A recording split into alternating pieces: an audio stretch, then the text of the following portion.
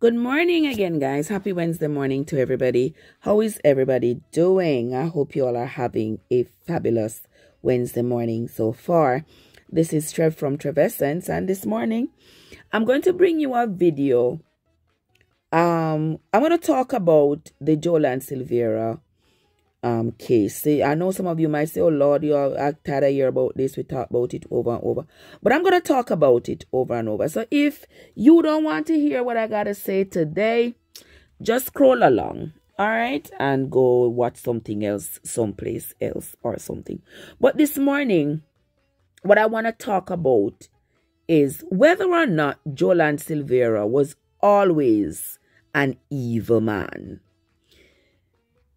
You know, it's been 6 weeks since all the sympathy has turned to scorn for this former Western St. Mary MP, Jolan Silvera, after the death of his wife, which had turned from a case of sudden death and morphed into a compelling case of confounding corruption, criminality, and a murder cover-up. We know by now that his 42-year-old wife, Melissa, to whom he had been married just a month shy of 8 years, and with whom he had 4 sons, one of whom had drowned in their home in 2017. That was their son, 2-year-old Justin. I want you all to pay keen attention to that detail right there and keep it in mind, because we are going to revisit it later on in this video. I have covered this case in several videos on this channel, and it seems like each time I visit the case, there is more to it. There are more twists and turns, and I mean, the whole case is twisting and turning worse than Fern Gully.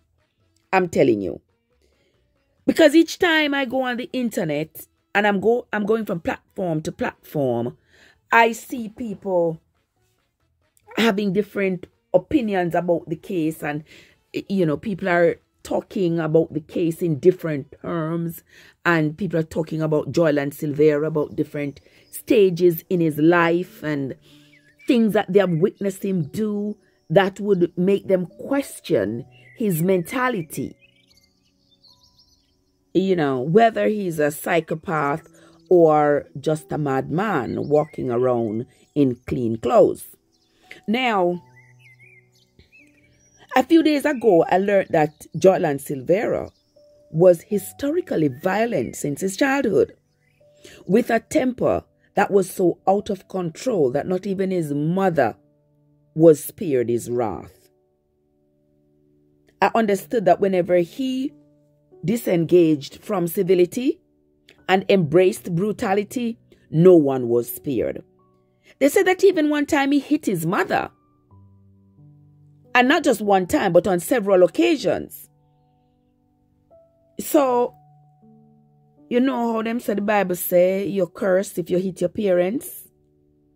I'm wondering if that curse has visited Jolan Silvera. Now, I don't know if these things are true, you know. But in analyzing the entire situation, I remember in one of my initial videos on the case, I said that there is no way that you could ever have loved your wife and turn around and take her life. Because love does not engage in the actions of hatred. And taking the life of your wife is indeed an action of hatred. Yeah, they say that on several occasions he had been violent with his mother, but she always plays down the situation because he was her favorite little Jojo. It has also been rumored that he had been consistently violent with his wife. And I remember having heard Karen Cross say it over and over. And I didn't want to believe it, but I am forced to believe it, because there's absolutely no way a person who could have had that violent tendency since childhood and all through his adult life, that he would just suddenly not be violent with his wife.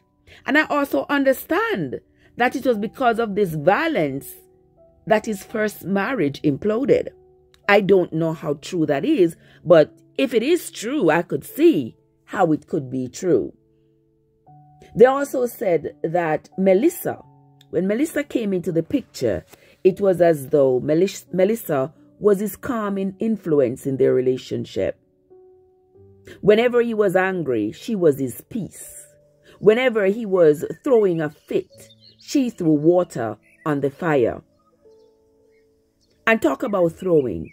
As I was going through social media and reading the various comments, I came across a comment and I want to say I was shocked, but I was not shocked. I'm going to put that comment up on the screen for you all to read it. This person says that they are related to both Jolan Silvera and the counselor in different ways. That's the counselor who experienced the wrath of Jolan Silvera when the counselor accused him of not being a good MP for Western St. Mary, that he wasn't doing what he was supposed to do. He was, lackluster MP, not doing what he was supposed to do on the job. And because he was so angry that that counselor said that he unalived a dog and threw the dog at the gate of the counselor and warned the counselor that he would be next. Now, if that is not the actions of a madman, then I don't know what is. You know how they say you can predict the kind of adult a child is going to be by the way they treat animals? Well, this makes me wonder if he was also violent to animals as a child. Or did something happen in his past that transformed him into a violent human being? I don't know. I don't have an answer for either of those questions. Did he just develop that tendency as an out-of-control adult? I don't know. To be that cruel and intimidating, so as to slay a dog and throw the carcass in front of somebody's gate and then threaten them that they will be next? That's not something you hear from a counselor. That is something you expect from a counselor. This is probably something you expect from somebody who live on the gully side, and I apologize for the stereotype. But it's clear that this man has been crazy for a long time. And I guess everybody, including his wife and his mother and everybody else around him, has been covering up for him.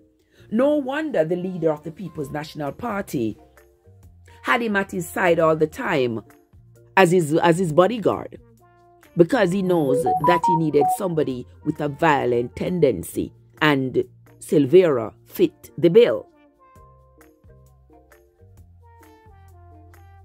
But if the slaying of this dog occurred in Jamaica, how come nobody reported it as animal cruelty? But then again, Jamaicans' animal cruelty laws are almost null and void. We have enough people slaying people. We don't have time for those who are slaying animals. Yeah, we don't usually pay too much attention to that. And then again, with his status in society, he would have never been charged either way. And you see that he almost was never charged with the death of his wife. He almost got away with it. Now, this man, has so far exhibited behaviors that are as destructive as they are concerning. And this brings us to the death of his 2-year-old son, Justin, in 2017. 2-year-old Jolan Silvera was discovered in the family's backyard pool in August of 2017. The death of the kid is bad enough, but to know that at the time of his drowning, or quote-unquote drowning, he was in the care of his father, the man who we now know to be psychopathic, expressing psychopathic behaviors all his life. Now, this makes me wonder, guys. Was that kid crying for his mom? Was that kid, quote-unquote, getting on Jolan Silvera's nerve? Did he get so angry that he threw the kid in the pool and caused the kid to drown? Because, a 2-year-old child is with you. You keep your eyes on that child.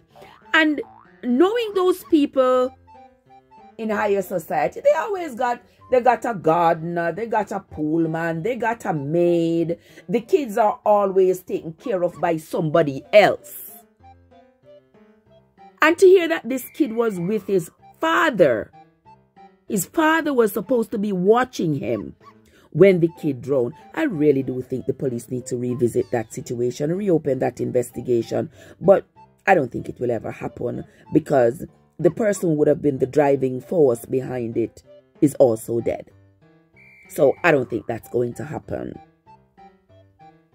But it still leaves an open question. How could that 2-year-old who you were watching end up in the pool dead when doors are usually kept locked? Helpers are always available 24/7. Cameras are everywhere.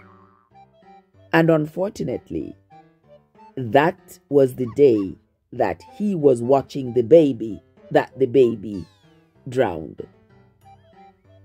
I don't know. I don't know, guys. At this point, I can't put anything past this man. When I saw the man crying at his wife's funeral and pretending to be innocent, all I was looking at was a demon in the flesh. And it makes me realize that the death of his wife was inevitable. He has been feeding the monsters in his soul for a very long time. And it only takes a matter of time for them to be hungry again after their last meal. If he hadn't been arrested for his wife's murder, it would only be a matter of time before he would have killed again. I am telling you that if all these things are true, that he hit his mother, that he unalived the dog and threw it in the gate of the counselor, and that he was consistently violent with his wife, that he had an out-of-control temper, that when it flared up, everybody was afraid of him, then I wouldn't look too far from believing that he was involved in his son's death as well, and maybe in other crimes, but use this status in society to cover his tracks. And you see where his colleagues and comrades were willing to help him to cover up the crime of killing his wife. What else have they helped him to cover up? We may never know. But what we do know is that we are going to continue to follow this story, and when we get more information about it, we'll be sure to bring it to you. That's going to be it from me for right now, my friends. Until next time, this is Trev from Trevessence, where your journey matters. Father God, I'm begging you to guide me on my journey. Lord, guide me while I chart this rocky road.